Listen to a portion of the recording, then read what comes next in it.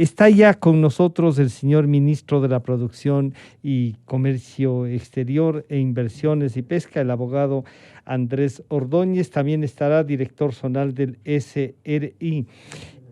Señor ingeniero Iván Ontaneda, buenos días, bienvenido. Se ha generado todo esto del impuesto, le genera a usted una preocupación social, diríamos así. Pero frente a esta preocupación, el sector externo del comercio parece que avanza y ahí le diríamos en el tema de inversiones y pesca, ¿cómo está el tema de China? ¿Cómo están estos otros sectores? Bienvenido, buenos días, ministro. Buenos días, gracias por la oportunidad. Primeramente hemos sido claros en explicar la magnitud de la crisis que está atravesando el Ecuador. Una crisis sin precedentes en la historia del país. No recuerdo una catástrofe, una guerra que haya dejado tantas pérdidas, no solamente humanas, sino también pérdidas económicas. Este panorama se lo preveía. Lo veíamos venir y producto no solamente en el Ecuador, sino en el mundo entero. Las economías han colapsado, el comercio, la producción se han visto seriamente afectadas y obviamente nuestro país no ha sido la excepción. Producto del COVID, producto de la paralización comercial, industrial en el mundo entero, las pérdidas solamente en el Ecuador superan ya los 20,000 millones de dólares de lucro cesante, de más de 100 días de confinamiento, de negocios sin vender, de empresas sin producir al 100%, de restaurantes cerrados, de hoteles cerrados, en fin, no existe un solo sector de la economía del Ecuador, de todo el tejido productivo que no se haya visto afectado ante esta circunstancia. Y producto de aquello, obviamente, nos ha tocado desde el gobierno nacional tomar el toro por los cuernos y asumir con responsabilidad la situación. Obviamente una situación, como digo, que ha desbordado cualquier expectativa, incluso del gobierno nacional, puesto que no se necesita ser premio Nobel de Economía para entender de que cuando un comercio, una industria está paralizada, obviamente sin vender, sin producir, afecta directamente a la liquidez de estos sectores. Y empresas que han hecho lo imposible por tratar de subsistir y obviamente estas pérdidas económicas han derivado también en pérdidas de miles de plazas de empleo. Ese es el panorama real de la economía y de la situación productiva del país. Por eso es que es tan importante poner sobre la mesa algunas herramientas que ayuden a mitigar este impacto económico y productivo. Y una de estas herramientas va ligada directamente con la inyección de recursos económicos y financieros a la economía, a los sectores y a las empresas.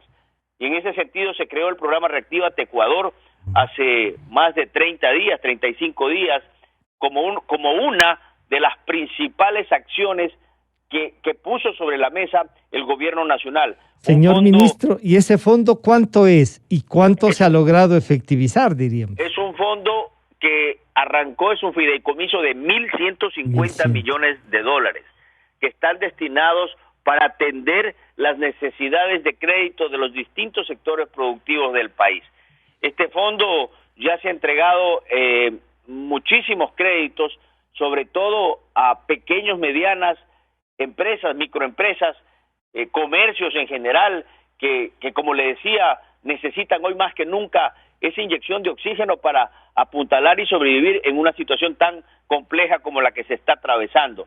Pero 1.150 millones suena un monto importante, y es un monto importante, pero lamentablemente las necesidades son mayores. De todos los sectores son mayores. Pero frente a 20,000 millones... Cerca de 4,000 millones, siquiera al menos serían las necesidades. Por lo tanto, buscar recursos es nuestro desafío y lo seguimos haciendo. Las gestiones que ha hecho el Frente Económico, el propio presidente Lenín Moreno, tocando la puerta a organismos multilaterales, a países amigos, para que puedan entregarnos créditos y podernos nosotros pasarlos al sector productivo en condiciones favorables, en condiciones de tasas de de que sean interés preferenciales, con periodos de gracia adecuados y con plazos adecuados. Lamentablemente, esas necesidades siguen aumentando y en el estamos mundo. intentando, como le dije a usted, atender en primera línea a los sectores productivos más vulnerables y de más atención, que son los pequeños,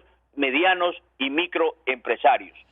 Señor ministro Ontaneda, si de los 1.150 millones habremos ejecutado en en este mes último, para poder decir, o procesado a lo mejor algún proyecto, ¿qué sectores son los que van a ser tratados o los que están de prioridad? Usted nos ha dicho la microempresa, pero ¿qué están?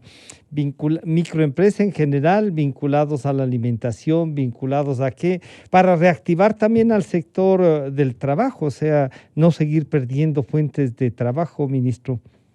Mire, los créditos, yo tengo aquí un reporte Uh-huh. del monto y el porcentaje por sector económico que se ha venido atendiendo. La microempresa, comercio al por menor, de todos los productos, actividades de servicios, servicios de alimentos, de bebidas, hemos entregado créditos a cafeterías, hemos entregado créditos a pequeños restaurantes, hemos entregado créditos al sector de prendas de vestir, tiendas, comercio al por menor, a la pequeña empresa, comercio al por menor de ferretería, de construcción, hemos entregado a la mediana empresa, comercio de precio de partes de vehículos, insisto, de alimentos, de comidas, sector turístico, ¿Tiene un porcentaje de eso? Entre otros sectores. Siempre hemos tratado de atender en primera línea a estos sectores. Se han presentado De los más. 1.150 habremos usado ya unos 50 millones, por decir una cantidad. Mire, al momento ingresadas al sistema de la campaña Reactívate Ecuador, tenemos cerca de 3.071 operaciones que están siendo atendidas, y que entre las aprobadas desembolsadas y aprobadas por desembolsar en los próximos días, llegamos a 154 millones de dólares. Estos son los rubros que se están entregando solamente a través del Banco del Pacífico. Pero les recuerdo que también tenemos otros canales financieros que se están atendiendo a través de este crédito Reactívate Ecuador, que es la banca pública, las cooperativas de ahorro y crédito, la Corporación Financiera Nacional, y también otras entidades de la banca privada, como lo es el Banco de Guayaquil y el Banco del Pichincha. Es decir, hemos tratado de buscar la dinámica más eficiente y más expedita para que la atención de créditos sea mucho más rápida, porque la necesidad de recursos es imperativa en estos momentos para la economía. Planteado eso, entonces, así vemos que el fideicomiso comienza a funcionar y a dar, a lo mejor podríamos calificarlo así, resultados. ¿Qué pasa con la China? No solo una reflexión suya, ministro Ontaneda, de la flota pesquera, sobre la que ya el ministro de Defensa y la Cancillería nos han dicho algunas cosas, pero también estas otras dificultades del comercio exterior. Y usted, ministro, tiene esa doble condición, además de exportador, es el ministro de Comercio. Sí, mire, la relación con China, como con otros países alrededor del mundo, el Ecuador mantiene desarrollo importante en cuanto a la integración que el país necesita con estos mercados. China representa hoy el segundo mercado de interés para los productos que tenemos dentro del país. Los productos de exportación, es un destino importante, es una región del mundo que viene aumentando permanentemente su poder adquisitivo y una economía en desarrollo. Obviamente, esos tipos de mercados, el Ecuador quiere estar presente, y no solo el Ecuador, todos los países del mundo quieren estar presentes en un universo de más de 1.200 millones de personas.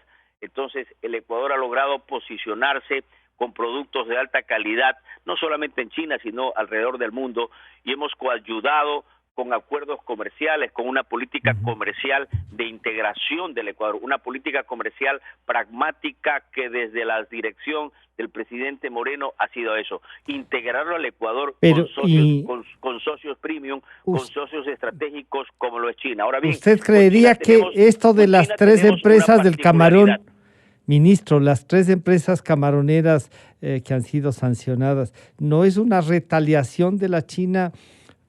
¿No podríamos, especulando, vincular el tema de la flota pesquera? Mire, la relación comercial con China, tenemos una balanza comercial desfavorable para el Ecuador. China, todo el mundo sabe, deficitaria entonces para nosotros, que es deficitaria para el Ecuador. Si bien es cierto, representa un mercado importante para el ingreso de nuestros productos, entre esos el camarón. El camarón ecuatoriano el año pasado exportó más de 2.000 millones de dólares hacia esta región del mundo, de los 4.000 millones, cerca de 4.000 millones que se exportan. Incluso el crecimiento de la industria de camarón en Ecuador, que es el producto no petrolero de exportación número 1, como le decía, con cerca de 4.000 millones de dólares de generación de divisas y más de 260.000 fuentes de empleo que dependen de esta industria, es un crecimiento sostenido, ¿producto de qué? Producto de la demanda. El mundo demanda por la calidad que ofrece nuestro camarón, calidad en textura y calidad en los procesos de inocuidad. Y obviamente el mercado chino es un mercado permanente en crecimiento, por eso yo he hablado que somos complementarios Ecuador y China. Ahora se ha presentado un problema puntual, yo no quiero mezclar ni especular con otros asuntos, quiero ser bastante claro, estamos manejando el tema en cuerdas separadas, estamos buscando ya una solución inmediata para levantar la sanción a 3 empresas que han sido revisadas por parte de la autoridad competente. Estamos trabajando permanentemente. El día de hoy la autoridad china está haciendo unas visitas virtuales a las plantas procesadoras de camarón, a los puertos de exportación, para poder verificar y poder garantizar que los protocolos de bioseguridad que se llevan a cabo aquí dentro del país, no solamente en la industria de camarón, sino en muchas otras industrias, podemos decirle al mundo que Ecuador exporta y garantiza productos de calidad. Y en ese sentido estoy seguro que en las próximas horas, en los próximos días, lograremos subsanar este inconveniente y fluir de manera normal las exportaciones de camarón hacia ese importante destino como lo es China. Vamos a conversar con el señor abogado Andrés Ordóñez, el director zonal del SDI. Por eso le pediría entonces, antes de concluir este diálogo, señor ministro, su criterio sobre la recaudación anticipada de impuesto a la renta. Y dicen, oigan, ¿cómo se está calculando esto? Y usted, como ministro del área económica, deben haber discutido en el gabinete, en el gobierno, el tema. ¿Cuál es su apreciación, señor ministro Ontaneda? Mire, las decisiones que estamos tomando necesitan y deben estar a la altura de las circunstancias de la crisis que atraviesa el Ecuador. He hablado ya de cifras, de números, de la crisis económica sin precedentes en la historia. Por lo tanto, buscar nuevas herramientas que ayuden a atender a más sectores y a más empresas es nuestro desafío. En este sentido, hemos analizado y hemos escudriñado de manera quirúrgica solicitar el anticipo del pago de impuesto a la renta para empresas y para sectores que sí produjeron, que sí laboraron durante este semestre. Si bien es cierto, la gran mayoría de empresas no están 100% operativas y están atravesando situaciones complejas, por esa misma razón hemos buscado recursos en aquellos sectores y en aquellas empresas que sí trabajaron. Y que más bien han tenido éxito económico. El sector farmacéutico, el sector de comunicación, y que con esos recursos poder atender y se nos permita atender a otras empresas que están reclamando y que están necesitando ese oxígeno. Por lo tanto, es un tema de solidaridad. He sido muy claro en decir empresas ayudando a empresas. El Ecuador y el Ecuador productivo, y eso quiero ser muy claro, las grandes empresas funcionan encadenadamente con pequeñas y medianas empresas. Por eso, aquellos sectores quirúrgicos que han generado rentabilidad en el año 2020. No es a todos, es a aquellas empresas que sí operaron, que sí tuvieron rentabilidad y que se les está pidiendo de una manera solidaria el anticipo de esos recursos para que nos permita atender con esos recursos y apalancar a otros sectores productivos y defender miles de fuentes de empleo que dependen de aquello. Ministro, entonces lo que usted nos está diciendo que la crisis también tiene ganadores en lo económico y que esos ganadores es a los que le estamos diciendo, oigan, ya tienen la plata, no solo que compartan, paguen los impuestos anticipadamente. Así es un poco de simple la reflexión.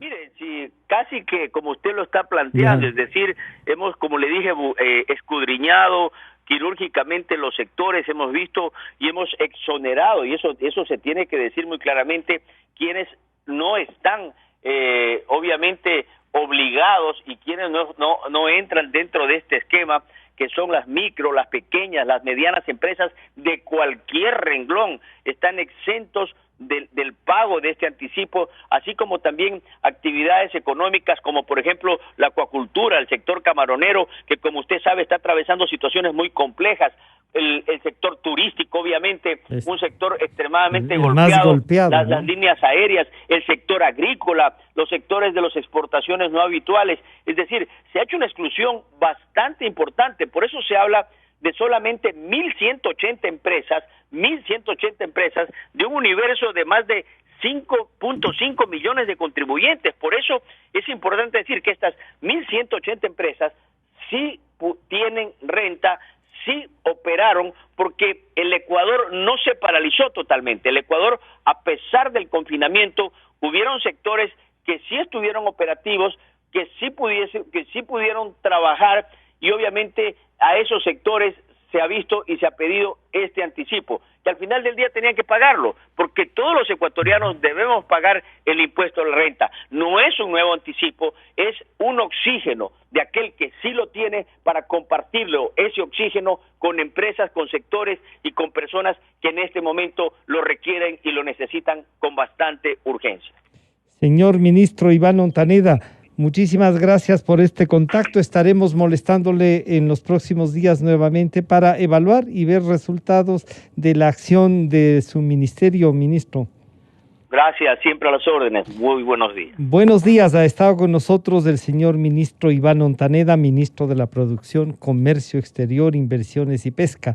Y de inmediato entonces la pregunta al señor abogado Andrés Ordóñez, el director zonal del 9 del SRI.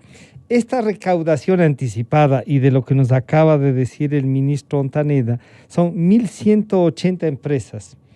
¿Cómo se escogieron estas 1.180 empresas? La base sería si trabajaron incluso que ganaron más de lo que ganaban los años anteriores. ¿Se puede hacer esta reflexión? Bienvenido, señor doctor Ordóñez.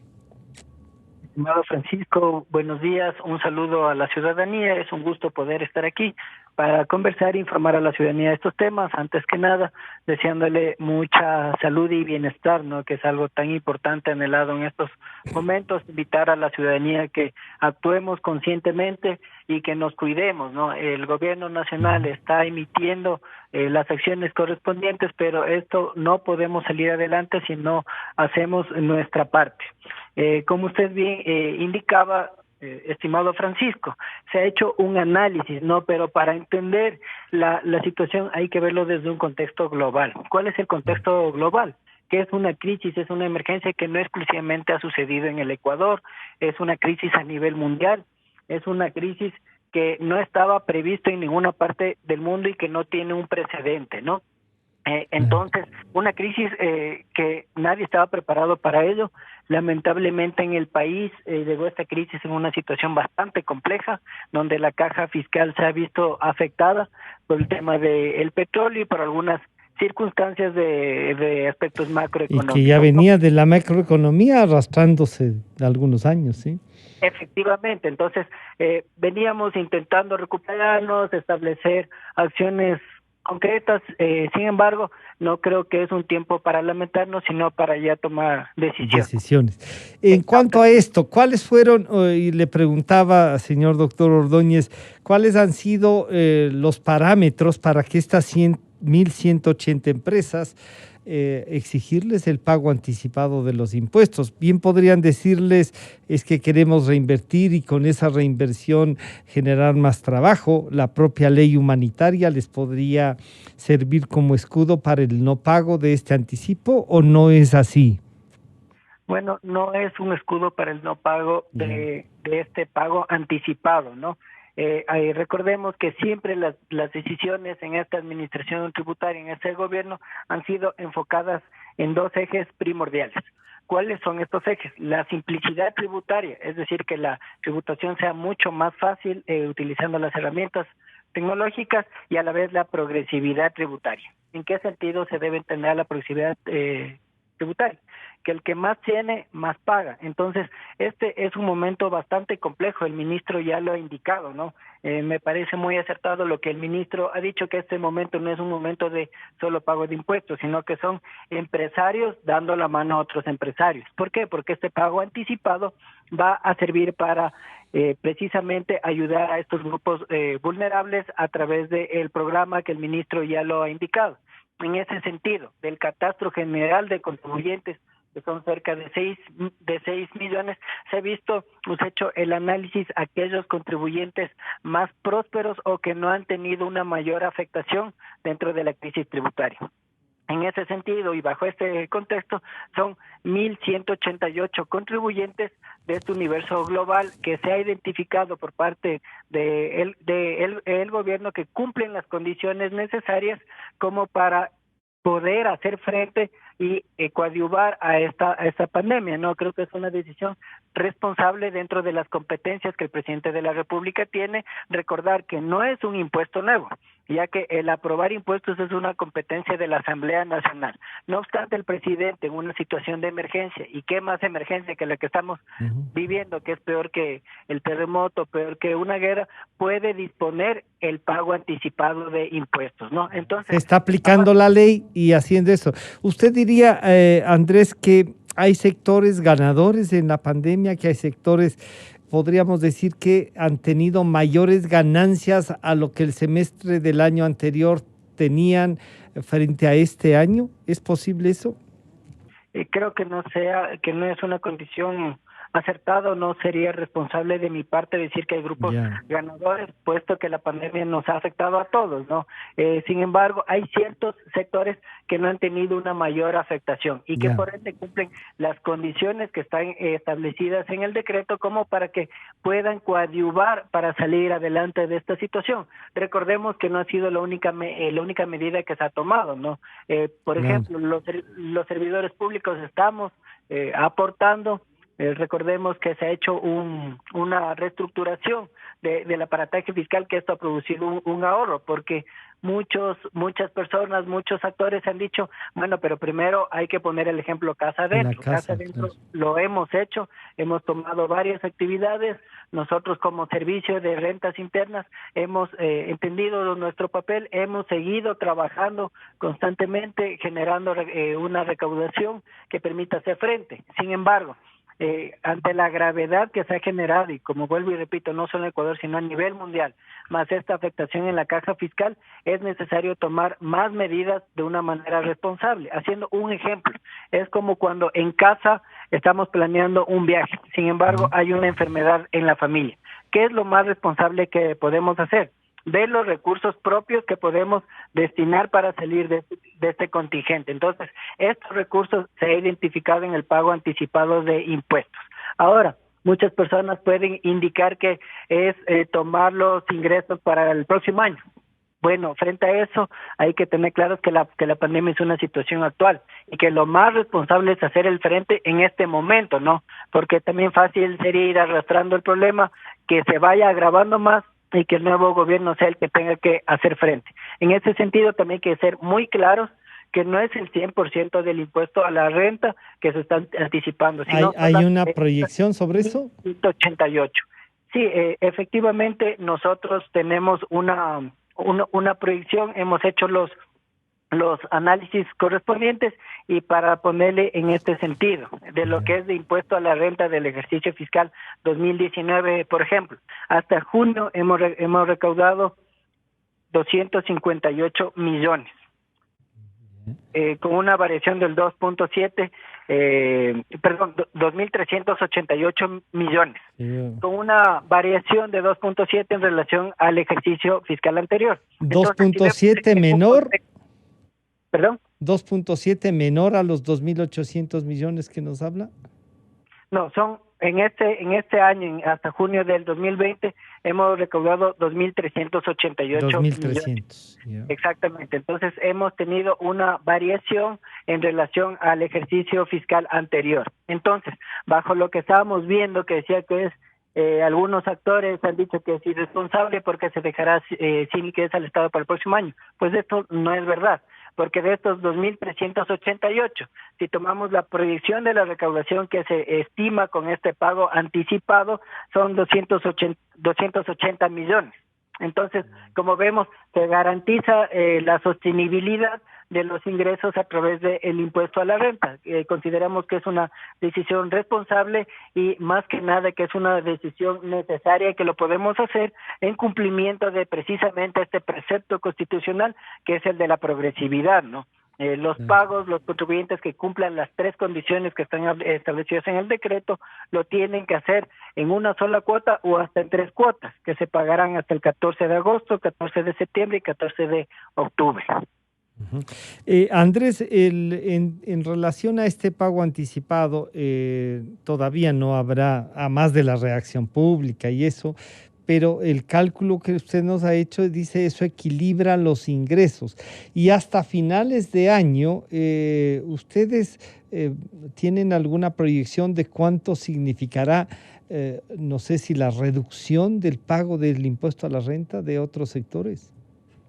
Bueno, en este momento creo que es muy anticipado ¿ya? Hablar de cuál será el cierre de año, cuál será la proyección para el próximo año. Sin embargo, estas acciones que se han tomado es precisamente para que no haya mayor afectación. Durante este tiempo se han estado analizando y se seguirán analizando los supuestos macroeconómicos, pero ir ajustando las metas correspondientes. Sin embargo, nosotros como SRI, como vuelvo y repito, pese a la pandemia, hemos constantemente ejecutado el trabajo, no paramos de trabajar ni un solo minuto y tenemos un cumplimiento en nuestra meta del 109.2%, ¿no? Entonces, o sea, ¿pasaron la meta? ¿Perdón? ¿Pasaron la meta? En este momento tenemos un cumplimiento hasta este momento del 109.2%. No obstante, durante los próximos meses habrá que analizar los supuestos macroeconómicos para analizar un posible ajuste de la meta de recaudación tributaria, pero este trabajo que nosotros hemos hecho como Servicio de Rentas Internas es entendiendo la situación que está viviendo el país, ¿no? Y que la caja fiscal principalmente se está alimentando de la recaudación tributaria. Entonces, si bien es cierto que hay contribuyentes que se han visto seriamente afectados, que han tenido una paralización en sus ingresos, como los sectores que bien indicaba el ministro en su intervención, también hay sectores que no se han paralizado y han continuado con su venta. Entonces, lo más responsable para estos ciudadanos y hacerle la invitación también es que continúen con su actividad cumpliendo con sus obligaciones tributarias oportunamente, porque esto también son ingresos muy valiosos que el Estado necesita en este momento para hacer frente a esta crisis sanitaria y económica. Andrés, podríamos hacer una evaluación, no sé si eso es posible, para ver lo del IVA, cómo está, las metas que ustedes tenían sobre el IVA, y no sé qué otros impuestos tengan previsto calcular y que haya o que exista la necesidad de revisarlos. Usted decía es muy prematuro, quizá incluso en el tema del impuesto a la renta, se están tomando medidas para regularizar eso, pero ¿y en los otros tienen ya ustedes proyecciones, Andrés? Bueno, más que previsiones, hacemos constantemente el seguimiento de la recaudación y del crecimiento o decrecimiento de los sectores económicos. De manera general, vemos que hay un decrecimiento producto de esta crisis sanitaria del 17.4% aproximadamente.